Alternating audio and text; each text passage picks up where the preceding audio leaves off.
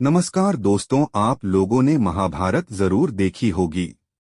आज हम आपको द्रौपदी के कुछ ऐसे राज बताने जा रहे जिसे सुनकर आप चौंक जाएंगे। द्रौपदी राजा द्रुपद की बेटी थी, जो साक्षात इंद्राणी के अंश का अवतार थी। द्रौपदी के अन्य नाम पांचाली और कृष्णा है। द्रौपदी के जन्म के बारे में बड़ी लोक कथाएं प्रचलित हैं, लेकिन उनके जन्म के बारे में मूल सत्य यह है कि राजा द्रुपद ने गुरु द्रोणाचार्य से अपना प्रतिशोध लेने के लिए यज्ञ किया और उसी यज्ञ से उन्हें पुत्री कृष्णा, द्रौपदी और पुत्र धृष्टद्युम्न की प्राप्ति हुई थी। बाद में युवा अवस्था में उनका विवाह एक शर्त के अनुसार रखा गया था। शर्त थी, जो सिर्फ पानी में देखकर मछली की आंख पर निशाना लगा देगा, उसी से द्रौपदी विवाह करेगी। जब द्रौपदी का जन्म नहीं हुआ था, उसी समय से गुरु द्रोण और राजा द्रुपद में काफी संग्राम हुआ और गुरु द्रोण ने अर्जुन से राजा द्रुपद को हरवा दिया था। विवाद शुरू हुआ राज्य की सीमा को लेकर। पांचाल के राजा द्रुपद को द्रोण की ओर से पांडव राजकुमार अर्जुन ने हराया था, जिन्होंने तब उनके राज्य का आधा हिस्सा ले लिया था।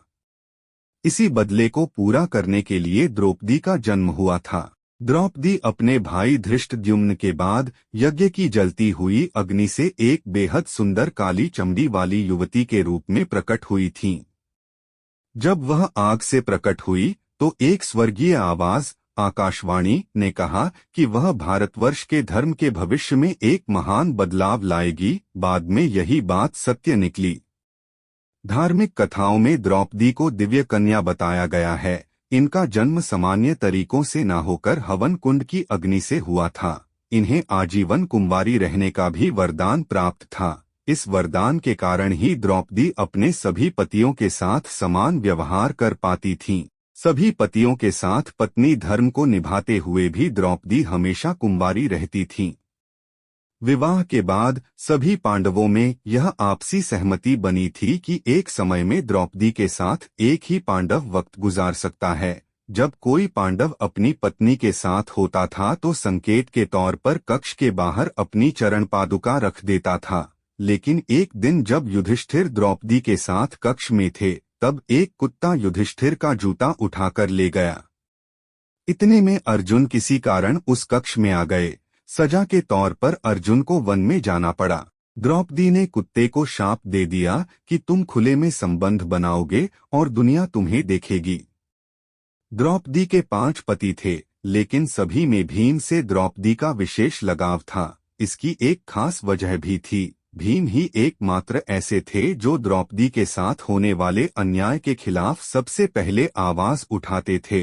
चीर हरण के समय भी सभी पांडव मौन सिर झुकाए रहे, लेकिन भीम ने विरोध किया। दुशासन वध के लिए प्रतिज्ञा भी भीम ने ली थी और द्रौपदी के प्रण को भी पूरा भीम ने ही किया था। द्रौपदी के बारे में भविष्य पुराण में कहा गया है कि वह पूर्व जन्म में एक विधवा ब्राह्मणी थीं, जबकि कुछ कथाओं में उन्हें इंद्राणी और लक्ष्मी स्वरूप भी बताया गया है। अंतिम समय में 5 पांडव और द्रौपदी जब स्वर्ग जा रहे थे, तब पैर फिसल जाने से द्रौपदी खाई में गिरने लगी, लेकिन भीम ने हाथ पकड़ लिया। भीम द्रौपदी को बचा नहीं पाए, लेकिन शरीर त्यागते हुए द्रौपदी ने भीम से कहा कि अगर फिर जन्म मिले तो मैं फिर तुम्हारी पत्नी बनना चाहूंगी। द्रौपदी भगवान कृष्ण को ही अपना सच्चा सखा, साथी और भ्राता मानती थीं। एक वही थे जो संकट के वक्त में द्रौपदी के साथ खड़े थे। उस भरी सभा में अनहोनी होने से भगवान कृष्ण ने ही बचाया था। जब दुर्योधन का भाई द्रौपदी को निर्वस्त्र करने का प्रयास कर रहा था, तो भगवान कृष्ण की थे जिन्होंने उनकी रक्षा की थी।